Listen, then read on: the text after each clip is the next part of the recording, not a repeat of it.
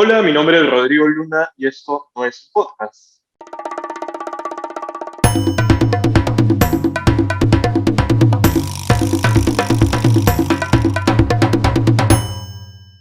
Bien, una nueva entrevista, un nuevo episodio, un nuevo aspirante al nuevo Congreso de la República que ya estamos a poco de elegirlo.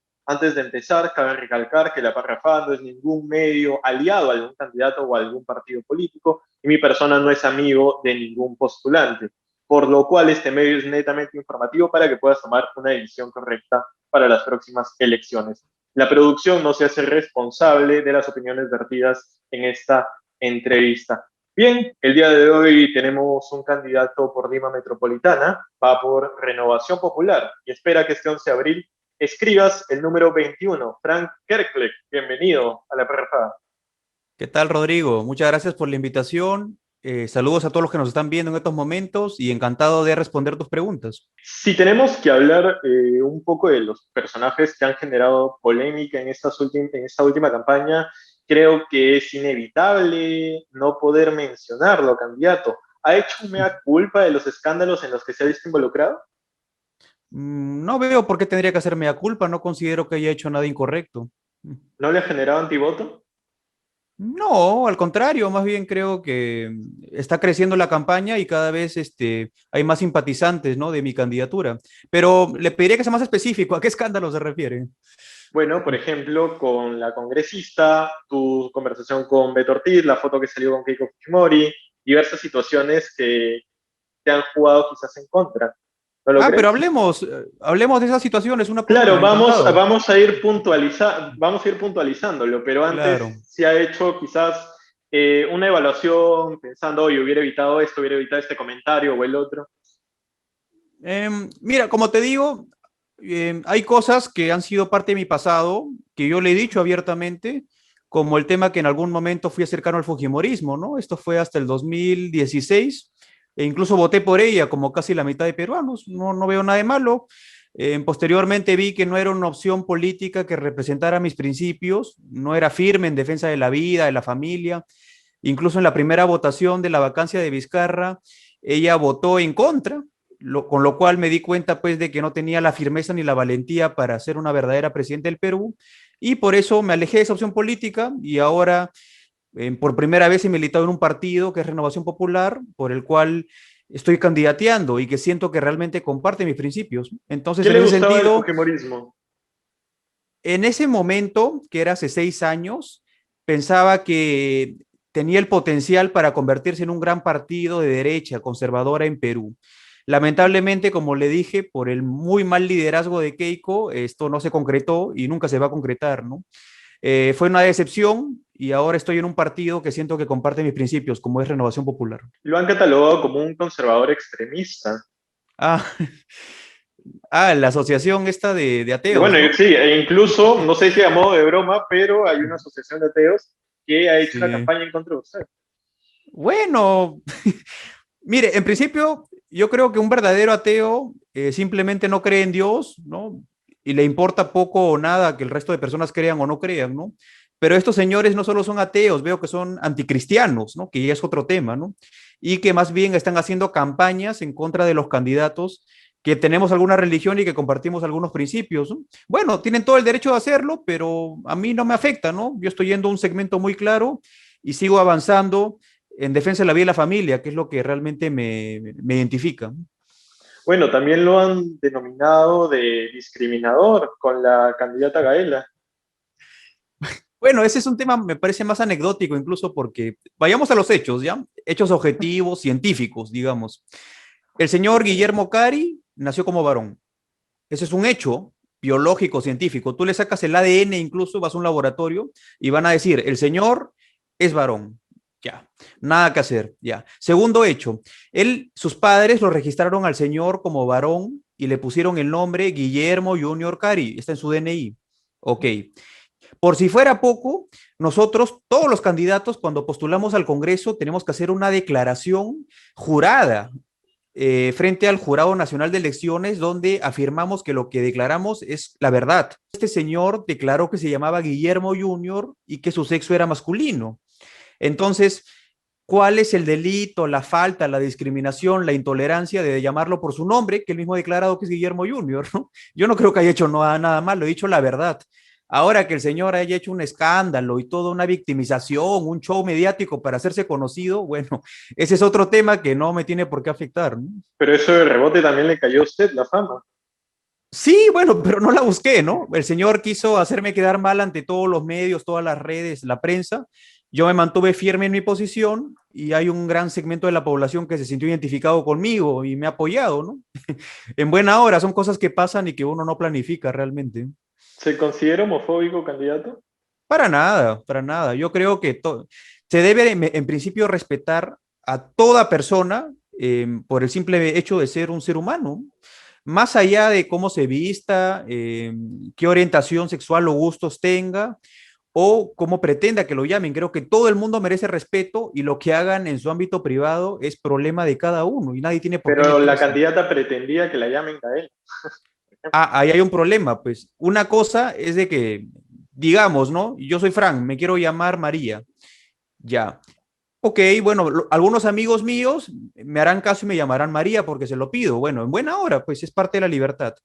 Pero si yo te pretendo denunciar a ti o a otra persona penalmente, exigiendo que te saquen de unas elecciones o que te pongan multas o que te incluso te metan a la cárcel por no llamarme María, entonces ahí ya hay un problema que amenaza la libertad, ¿no? O sea, ya no es tu libertad, tú estás amenazando la libertad del resto y yo estoy obviamente en contra de ese tipo de imposiciones. Bien, usted es egresado de una universidad tan política como la Pedro Ruiz Gallo. Nosotros somos de Sí, Chiclayo, así que es inevitable no preguntarle por la opinión actual de su alma mater. bueno, son sentimientos encontrados, ¿no?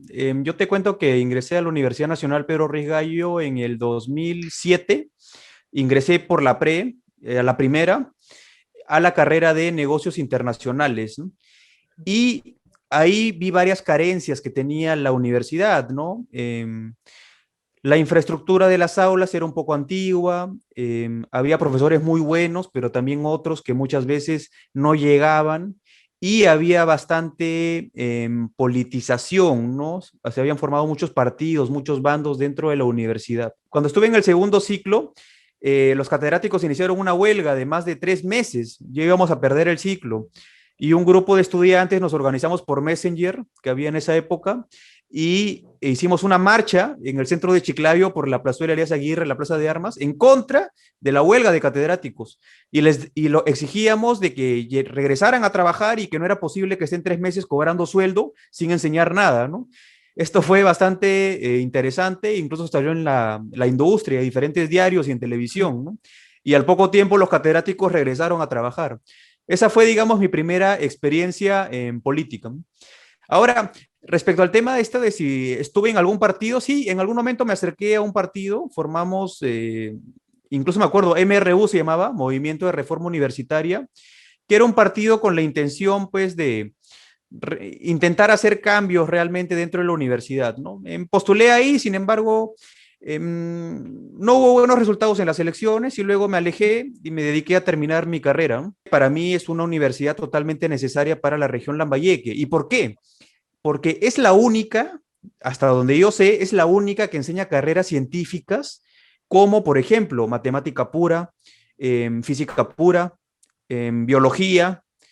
Hasta donde yo sé, las otras universidades privadas que hay en Lambayeque no enseñan este tipo de carreras y la Pedro es la única que lo hace. Bueno, la Entonces, única pública también. y es la única pública. Entonces, en ese sentido, quitarle la licencia le causa un gran perjuicio a los estudiantes, ¿no? Y por otro lado, me parece un poco ridículo que el Estado diga a una universidad pública de que no cumple los estándares de calidad. O sea, el Estado le está diciendo al Estado de que está estafando a los alumnos. Entonces me parece un sinsentido. Yo más bien creo que el gobierno, en lugar de quitar licencias, debió intervenir rápidamente en la universidad, poner nuevas autoridades y hacer todo lo posible para que cumplan las condiciones básicas de calidad y que se licencie, pues, ¿no? Creo que hubiera ¿No? sido algo mejor y hubiera tenido un impacto menos negativo para los estudiantes. Bien, acá hay varios puntos. Primero, ¿considera que las universidades se deben politizar? ¿Está bien o está mal? Porque una manera de verlo sería, está bien que los jóvenes, desde jóvenes, hagan política. Y la otra sería, no, mira los resultados. Sí, mira, yo creo que política sí, porque sí es importante que los estudiantes tengan cierta representación y hagan valer sus derechos.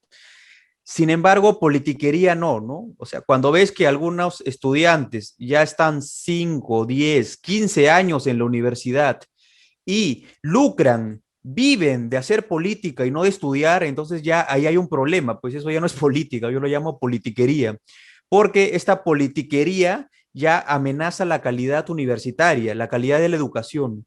Y cuando la amenaza la calidad de la educación es un problema, ¿no? Entonces, pienso que debe haber un equilibrio de tal manera que se permita una representación estudiantil genuina para exigir derechos, pero que no llegue al punto de politizar las cosas a fin de perjudicar a la propia universidad, como ha pasado últimamente. ¿Las universidades privadas que quedaron fueron las adecuadas? Es un tema debatible, supuestamente sí. Sin embargo, antes que esté la SUNEDU, no sé si te acuerdas, había una percepción muy negativa, ¿no? Respecto a la Vallejo, por ejemplo, ¿no? Pero luego la SUNEDU le dio licencia y justo los Acuña, ¿no? La Alianza para el Progreso estaba en el Congreso en ese momento, ¿no? Y apoyó a la SUNEDU, ¿no? Entonces, genera suspicacias por lo menos, ¿no? Pero en general creo que el proceso ha sido bueno, pero también siento de que si tuviéramos una certificadora internacional que certifique las universidades, sería el tema mucho más objetivo, ¿no?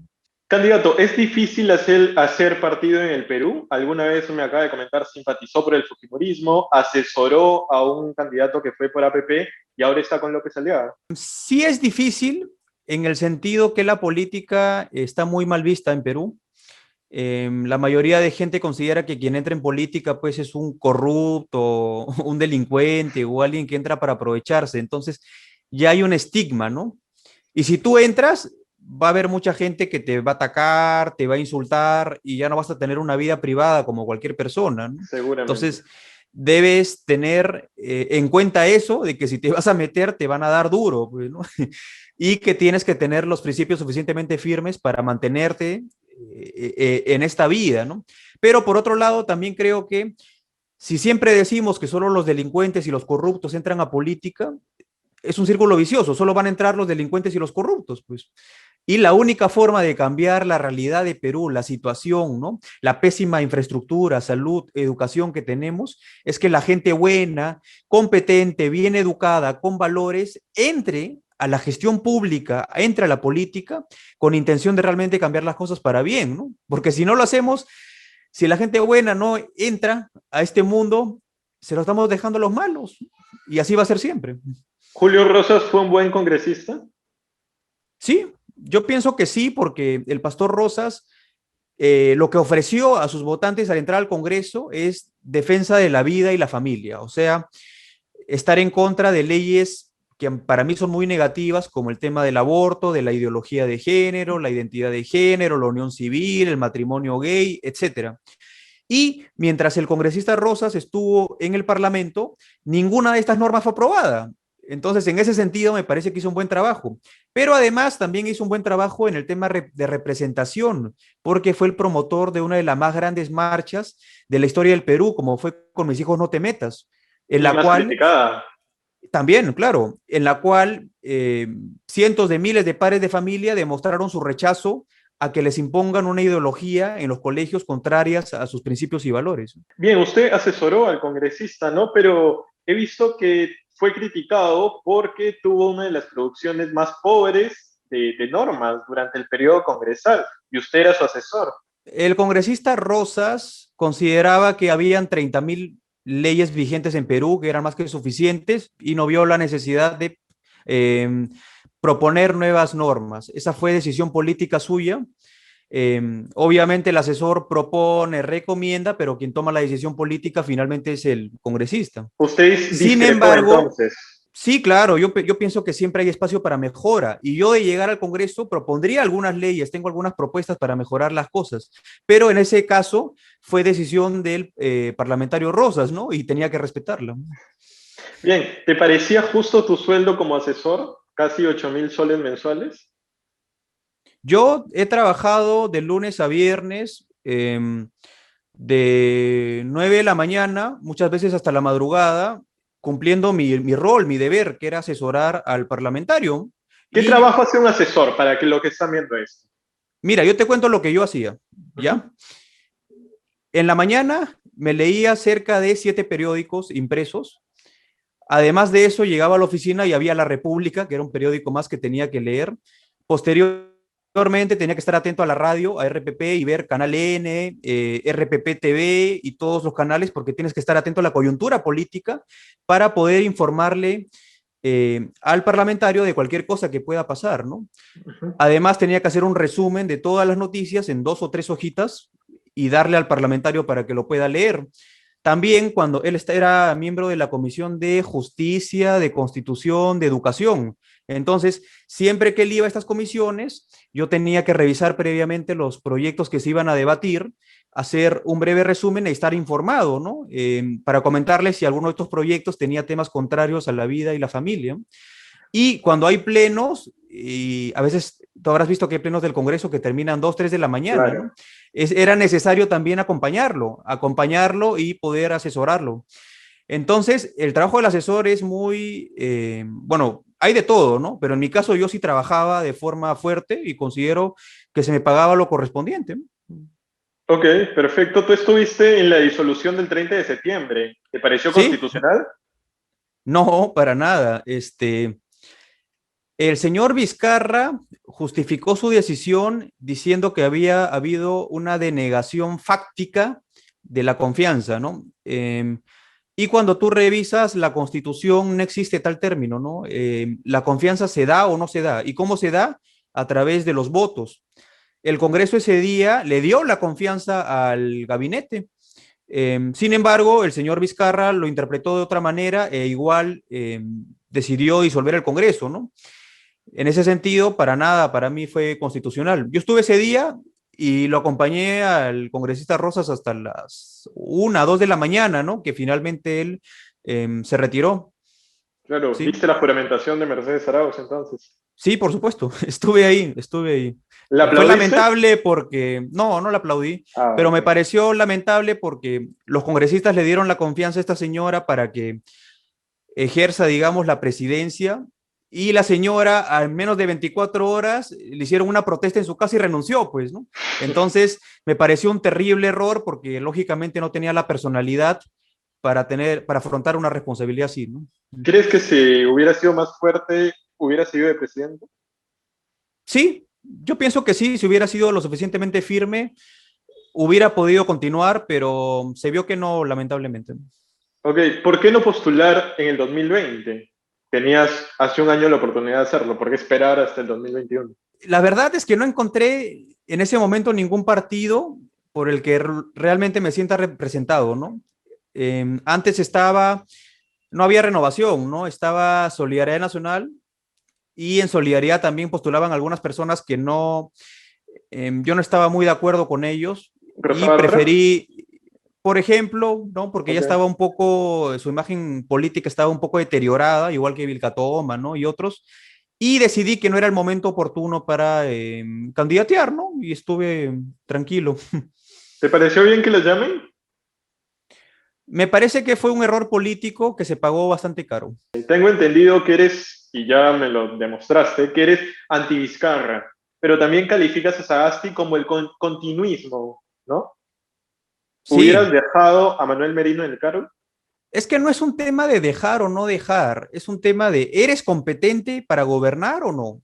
O sea, y diferenciamos las cosas, porque si tú me estás preguntando si es constitucional la asunción de Merino, yo te diría que Merino fue elegido a través de los mismos procedimientos constitucionales. No, la pregunta es en capacidad. Ya, en Hoy, que ya capacidad. viste a Sagasti, ¿crees que Merino tendría más capacidad? ¿Lo hubieras dejado? Mira, Merino en 3 días se le pasaron las tortugas y se vio que no tenía reflejos políticos y que no podía gobernar adecuadamente, ¿no? Entonces, me resulta muy difícil creer que Merino hubiera sido igual o mejor que Sagasti, ¿no? Me parece que fue muy mal gobernante, lo cual tampoco quiere decir que Sagasti sea bueno, ¿no? Me parece su gestión muy mediocre, pero es lo que tenemos, pues. ¿Y a quién hubieras puesto? Es difícil, pues, ¿no? Lamentablemente es un tema complicado porque muy poca gente tiene capacidad para gobernar, pero ya que el señor Sagasti está de presidente, creo que eh, tiene que terminar la gestión hasta el 28 de julio, ¿no? Que el nuevo presidente asuma, ¿no? Es lo que corresponde y es lo constitucional también. ¿Qué tiene López Aliaga? Mira, Rafael López Aliaga es un hombre que a lo largo de su vida, es chiclayano también, bueno, ha vivido en Pomalca, incluso sus 20 primeros años, Bueno, ahí ¿no? estamos también, todos salimos de ahí. Sí, y es un hombre que ha surgido de abajo, que se ha formado solo, se ha educado, ha trabajado desde muy pequeño y ha hecho su fortuna solo, ¿no? Y ha logrado constituir empresas en varios sectores, como el hidroeléctrico, el bancario, el financiero, turístico, etcétera, ¿no? En ese sentido, es alguien que ya ha demostrado capacidad de gerencia, decisión y voluntad para hacer las cosas. Y ha logrado traer inversión a Perú y ha generado cientos de miles de empleos directos e indirectos, ¿no? Entonces, pienso que de todos los candidatos es el que tiene más visión y capacidad gerencial. Y es algo que requiere nuestro país en estos momentos, ¿no? Alguien que llegue, se siente, empieza a ver las cosas y tome decisiones a fin de ordenar el gobierno, ¿no? Que esté en un caos completo. Por eso creo que es la persona más indicada a fin de ser presidente, ¿no? Para ser presidente del Perú. Una de las visiones que tiene tu candidato a la presidencia es descentralizar el país, mover el tema de la casa del presidente y demás. ¿Estamos en una situación para ver eso? O sea, de verdad, cuando él asuma el cargo, lo primero que va a hacer es, vamos a mover Palacio a otro sitio. Ese es lo primero en lo que nos debemos enfocar. No hay situaciones más importantes o más urgentes que atender. Es que lo que me preguntas es un poco ambiguo, porque no me estás diciendo, ¿es necesaria hacer esta reforma? Si no me estás diciendo, ¿se debe hacer en estos momentos? Si me preguntaras lo primero, yo pienso que sí es una reforma necesaria y que no se debió hacer ahora, se debió hacer hace 300 años, porque si tú analizas las capitales políticas de los países de Latinoamérica, todas están en la sierra o en el centro del país, ¿no? ¿Y por qué están ahí? O sea, ¿es capricho? Están ahí por una lógica y está en varios aspectos. Una lógica es militar, por ejemplo, ¿no? Si un país nos fuera a invadir militarmente, es muy fácil llegar a Lima y tomar Palacio de Gobierno, es lo más rápido de hacer. Pero si Palacio de Gobierno estuviera en la sierra, eso te da tiempo a que si te invaden, te puedas reorganizar y expulsar a los invasores. Entonces hay una lógica militar, pero también hay una lógica geopolítica.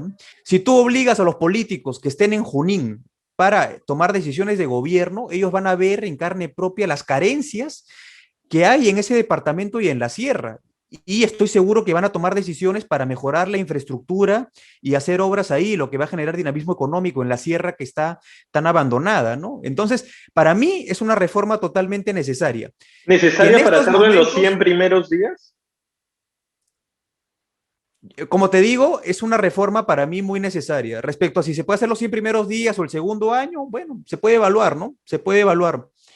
Ya hemos tenido bastante pérdida de dinero en elefantes blancos, tipo la Interoceánica Sur, la refinería de Talara, el gasoducto del sur, que nos han hecho perder miles de millones de dólares y creo que una reforma necesaria, estructural como esa, sería mucho más económica y a mediano plazo generaría efectos más positivos, ¿no? Bien, volvamos al presente. Justamente te he escuchado hablar que una de las soluciones que hubieras dado no es una cuarentena total, sino una cuarentena focalizada. Ya tomaron esa decisión. ¿Te convence? Han querido hacer una cuarentena en la cual se restrinja ciertas actividades económicas, pero otras se permiten, y al final han hecho pues un Frankenstein, pues que no es ni una cosa ni la otra, ¿no? Y obviamente yo ni Rafael López Aliaga nos referimos a eso. Al hablar de una cuarentena estratégica, ¿a qué me refiero? Uno, que se restrinjan aún las actividades que no son esenciales, ¿no? Digamos, ¿no? Cines, discotecas, bares, ¿no? Son cosas que Claro, no son por el momento son muy necesidades. difíciles, conciertos, digamos, ya, eso aún no, ¿no? Pero hay otras, por ejemplo, este tema de los restaurantes, ¿no?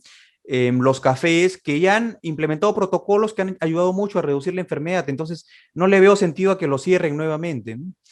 Ahora, además de eso, ¿qué se debería hacer? Uno, reforzar la primera línea de salud, las postas médicas, abiertas 24 horas, bien abastecidas con medicina, con oxígeno y que se atienda a la gente más necesitada. ¿Qué plan lleva la Ola Celeste, bonito nombre, para contener la pandemia? Ya, entonces continuando, el primer paso, reforzar la primera línea de salud, postas médicas. Ok. Segundo paso, uso estratégico de las Fuerzas Armadas, lo cual no se ha hecho hasta ahora. ¿A qué me refiero? Que las Fuerzas Armadas se haga una compra a nivel Estado de alimentos, de medicinas, mascarillas, etcétera, y que a través de las Fuerzas Armadas, con alianza con las iglesias y el sector privado, vayan a repartir nuevamente a la gente más necesitada, casa por casa, sus medicinas, alimentos, mascarillas y bonos, en el caso que hubiera bonos, ¿no? Y que se le dé casa por casa a cada familia, a fin de que justamente estas familias no tengan que salir desesperadas a la calle para buscar ingresos para su hogar, porque sabemos que la mayoría vive día a día, ¿no? Entonces logras que estén en sus casas, que estén bien abastecidas, bien alimentadas, y eso permite reducir los contagios. Ok, ¿estás contento con el primer lote de 300.000 vacunas? Bueno, el que hubo, ¿no? Ahora ya llegaron 700.000 más. ¿Estás de acuerdo? ¿Te parecen muy pocas? No podría estar contento porque yo pienso que los peruanos merecemos lo mejor y las vacunas chinas, lamentablemente, me parecen son las peores del mercado. ¿Por qué? Porque uno, son las más caras. Dos, necesitas dos dosis de estas vacunas para que sean efectivas. Y tres, son las que tienen menor efectividad, solo tienen 80% de efectividad, lo que quiere decir que de cada 5 peruanos que se vacunen, solo en 4 va a ser efecto y en uno no, lo cual te va a generar un problema. Y finalmente, ha venido pues una cifra totalmente ridícula, pues, ¿no? Para los 33 millones que somos, han venido, me parece, hasta ahorita 500.000, ¿no? Lo cual es casi nada. Entonces, creo que el gobierno ha debido hacer mejores esfuerzos a fin de gestionar mejores vacunas, ¿no? Que tengan más efectividad y que sean más económicas también, ¿no? Peor aún con este escándalo, pues, de Vizcarra, de A eso Macetti, iba justamente que, ahorita. Es inevitable no preguntar de tu opinión acerca del escándalo. mira, lo que he leído en los medios es que además de las 12.000 vacunas que enviaron para los ensayos, los chinos enviaron 2.000 vacunas aparte, ¿no? Y estas 2.000 vacunas eran para 1.000 personas. Y esas son las 1.000 personas que han sido privilegiadas, beneficiadas, ¿no? Entonces, esto me parece una especie de soborno, ¿no? De parte del gobierno chino, ¿no? Como decir, ya, yo te voy a dar estas vacunas extra para que le des a quien quieras, pero tú me compras las vacunas chinas, ¿no? Y eso explicaría por qué hemos elegido las vacunas más caras y con menos efectividad del mercado, ¿no? O sea, Claro. estoy especulando, pero a mí me parece que hay un tema de corrupción detrás de todo esto, ¿no? Hace, bueno, unas horas, en las horas de la mañana, estuvimos conversando con una candidata de Perú Patria Segura que nos comentó que el error de las autoridades o de Vizcarra fue mentira, más no vacunarse, porque si hubiera dicho vamos a vacunar a la ministra de Salud, a las autoridades competentes, que son las que toman decisiones, justificándose en eso, se hubiera justificado la vacunación. ¿Estás de acuerdo? Es un buen punto y yo creo que si el señor Vizcarra hubiera dicho en público que se iba a vacunar porque era necesario, porque él tenía mucho trato con demasiada gente y por un tema de riesgo era necesario que se vacune, yo creo que la gente lo hubiera aceptado. Pero, como bien dices, el señor mintió. Y no solo mintió, lo hizo totalmente en secreto y guardó el secreto hasta ahora. Y cuando lo descubrieron, dijo que no, que era parte del ensayo clínico de la universidad, lo cual es totalmente falso, ¿no? Entonces, eso ya te genera suspicacias, ¿no? ¿Se debe comercializar la vacuna? Yo estoy de acuerdo con eso. ¿Por qué? Porque el Estado ha demostrado su fracaso total compra y distribución de medicinas, de mascarillas, de kits de protección, no pueden comprar oxígeno hasta ahora, ¿no? Entonces, si el Estado no ha podido comprar cosas más sencillas, realmente tiene la capacidad de comprar 33 millones de vacunas y distribuirlas a tiempo para toda la población, a mí me parece algo utópico, ¿no? En ese sentido, creo que si el sector privado, a través de las farmacias, las clínicas, lo que sea, puede comprar por su cuenta vacunas y las puede distribuir a un gran porcentaje de la población, bueno, en buena hora. Eso va a ayudar a que más gente esté sana y esta pandemia se combata más rápido. Bien, candidato, he escuchado que una de sus propuestas, cito, es la exoneración de impuestos a las microempresas en los 3 primeros años. ¿No sería mejor bajar la tasa de impuestos a quitarle una entrada de dinero al país? Bueno, mi proyecto lo que apunta es exonerar de impuestos a las microempresas porque pienso que en una época de recesión económica, el Estado, más que ahogar con trámites e impuestos a los pequeños emprendimientos, más bien debería reducir los trámites, apoyarlos, capacitarlos y exonerarlos de impuestos a fin de que estos pequeños negocios puedan crecer, aumentar sus ventas, emplear más gente, generar más ingresos. Y una vez que estén lo suficientemente fuertes, ya el Estado les puede pedir su contribución a través de impuestos, ¿no? Para financiar el aparato público. La idea es esa porque pienso que el objetivo en estos momentos es generar empleo y dinamizar la economía. Ahora tú me dices, ¿esta propuesta no le quitaría ingresos al Estado? No es tanto así, porque hasta el 2019, por lo que revisé, del universo de lo que contribuyen todas las empresas, las microempresas representan menos del 2%. Entonces es un porcentaje bastante menor, ¿no? No influiría tanto en la caja fiscal, la verdad. Y por otro lado, ese golpe fiscal se puede reducir mejorando el marco de inversión y las leyes a fin de que grandes proyectos nuevamente ingresen a Perú, ¿no? En medio de una crisis pandémica y política. Bueno, yo confío que si Rafael López Aliaga llega a presidente, va a poder estabilizar la economía a fin de que las inversiones extranjeras nuevamente vengan a Perú a invertir, como estaba sucediendo antes, ¿no? Tengo entendido que el dinero bueno, esta fantasía de la economía peruana que estaba en alza era básicamente por la exportación de minerales en el Perú. Estamos dependiendo solo de eso. ¿Cómo podemos reforzar el sistema económico también en el país? Porque baja el precio de los minerales y nos fregamos, porque de eso nos sostenemos. Mira, ha habido un tema curioso con la pandemia porque las industrias relacionadas a alimentos no han paralizado, han seguido trabajando, como son la agroindustria, ¿no? Entonces, estas empresas sí han estado manteniendo su nivel de exportaciones. Lo que sí ha caído bastante es el tema de la manufactura y un poco el tema de los minerales, ¿no? Porque por un momento se suspendieron las operaciones para que no se contagien los operarios. Entonces, lo esencial, si queremos recuperar la economía e incrementar nuevamente las exportaciones, es terminar con esta pandemia, pues. Y para eso se requieren Bueno, justamente las vacunas masivas. Y por eso digo que sería bueno que el sector privado, por ejemplo, ¿por qué no una empresa minera puede comprar un lote de vacunas para vacunar a sus empleados? Que lo hagan. Y eso ayudaría a que nuevamente se reanuden las operaciones y volvamos a exportar como antes. Ahora, respecto al otro tema que me comentas, que es muy interesante, mira, Perú no es un país primario exportador.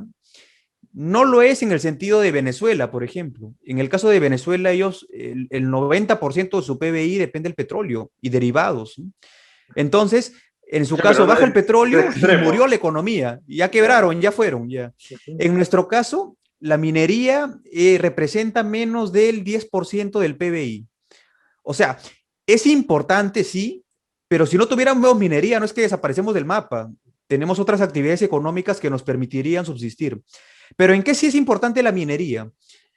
Yo entiendo que la minería contribuye con cerca del 30% de ingresos en impuestos del Estado. Entonces, ahí está el tema importante, ¿no? Que si no hubiera minería, el Estado perdería un tercio de sus ingresos de golpe, pues. Y eso significa que habrían menos programas sociales, menos inversión en educación, en salud, etcétera. Ya para ir cerrando, usted ha sido un gran promotor del tema de la marcha con mis hijos no te metas. Cuando llegue bueno, si es que llega al Congreso, ¿va a seguir impulsando este tema? Sí, por supuesto. Con mis hijos no te metas, para mí es un sentimiento el cual lo han tenido Un todos los padres de sentimiento. familia. Sí, el cual lo han Okay. tenido todos los padres de familia a fin de defender a sus hijos y a sus familias, pues, de esta imposición de ideologías anticientíficas en los colegios de sus hijos, lo cual viola la libertad, su derecho a criar a sus hijos de acuerdo a sus principios y convicciones. Entonces, yo he dicho claramente que mis banderas son defensa de la vida, la familia y la patria, y de llegar al Congreso voy a continuar defendiéndolas, porque para eso me elegiría la gente y es lo que seguiré haciendo, con mucho ¿Está de gusto. acuerdo con la educación sexual en los colegios? Estoy de acuerdo con la educación basada en la ciencia y la biología. Por ejemplo, digamos, ¿no? De que un hombre y una mujer, ¿no? Teniendo relaciones sexuales, se pueden reproducir y en ese sentido no es conveniente de que un niño a una edad muy corta tenga ese tipo de relaciones con una niña porque puede quedar embarazado. O sea, esos son conceptos básicos que creo que deben enseñarse y yo estoy de acuerdo con eso. En lo Los que no métodos estaría de acuerdo, anticonceptivos, no, pero por eso, lo que no estaría de ok. acuerdo es en lo que propuso una candidata del Partido Morado, pues que se le enseña sexo anal a los niños para supuestamente evitar embarazos, ¿no? O sea, ¿qué tiene que ver una cosa con otra? O sea, ahí hay un tema, pues, de que ya no es un tema de educación sexual, ¿no? Es un tema ya de perversión, me parece, de alguna manera. Los métodos anticonceptivos, estaría de acuerdo con que se informe hoy que se ve tantos jóvenes padres Depende cómo se enseñe, pues, ¿no? Depende cómo y se cómo enseñe. espera que se enseñe. Porque yo lo que he visto es de que a veces va el Ministerio de Salud, pues, y quiere repartir condones, digamos, a los escolares, ¿no? Y bueno, ¿qué tipo de enseñanza pues te da eso, no? O sea, te están repartiendo un condón para qué? Para que pruebes tener relaciones sexuales.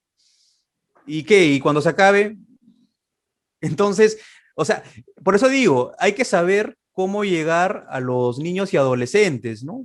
Justamente la idea es que retrasen la edad en la que tengan relaciones para evitar embarazos no deseados, sería lo más lógico, lo más consecuente. Pero si tu política de educación sexual es simplemente repartir condones, y arréglatelas a ver cómo haces, entonces algo está mal, pues, ¿no? Candidato, ¿una niña deja de ser niña cuando da luz? Depende de qué punto de vista lo veas, ¿no? Del punto de vista biológico, desde que una niña tiene su regla, su primera regla, ya puede quedar embarazada.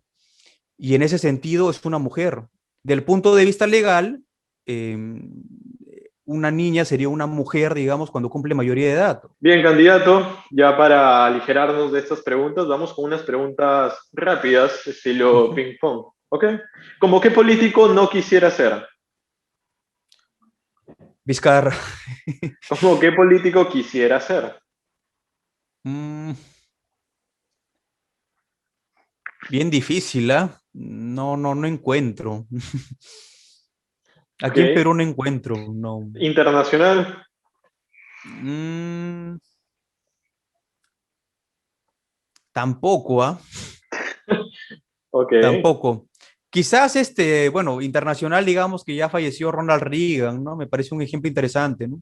O Ok. Juan Pablo II, que no es político, pero fue un gran líder mundial, ¿no? Ya me lo han mencionado, ya me lo han Sí. mencionado. Si no entré en esta campaña, ¿volvería a postular? Mm, no te podría decir, pero mi intención en estos momentos, o sea, yo he sentido que mi vocación en estos momentos es postular y hacer política, pero si no ingreso, me parece que sería un mensaje para decirme, oye, Frank, quizás tu vía, tu camino está por otro lado, ¿no? Y exploraría otros caminos, ¿no? ¿Hacer catarsis o harakiri? Ah, bueno, te cuento que yo le puse catarsis porque en ese momento, o sea, te hablo hace 11 años, eh, me sentía un poco frustrado porque la mayoría de medios, redes sociales era de izquierda y yo tenía una opinión diferente. Entonces, me puse a escribir en ese blog y al escribir hacía catarsis, que es la palabra que los griegos usan, de que cuando iban al anfiteatro lloraban por una tragedia y hacían catarsis, ¿no? Y lo de harakiri era otra palabra que me gustaba, que significa en japonés un suicidio ceremonial, ¿no? O sea, cuando sientes que te han violado el honor, te pones una katana en el vientre y te suicidas, ¿no? Entonces, para mí también enfrentarme a toda la izquierda, que en ese momento era hegemónica, me parecía un harakiri, por eso quedó catarsis y harakiri, ¿no? Bien, ¿se arrepiente de algo? Hay varias, bueno, creo que toda persona se arrepiente de muchas cosas, ¿no? A lo largo de su vida. Sin embargo, son cosas que ya pasaron y uno tiene que mirar para el futuro, pues, ¿no? Tienes que ir hacia adelante, ¿no? No hay de otra, ¿no?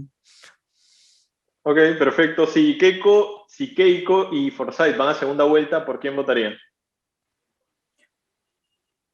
Qué complicado. Yo no me pongo en ese escenario. Yo creo que Rafael López Aliaga va a llegar a segunda vuelta.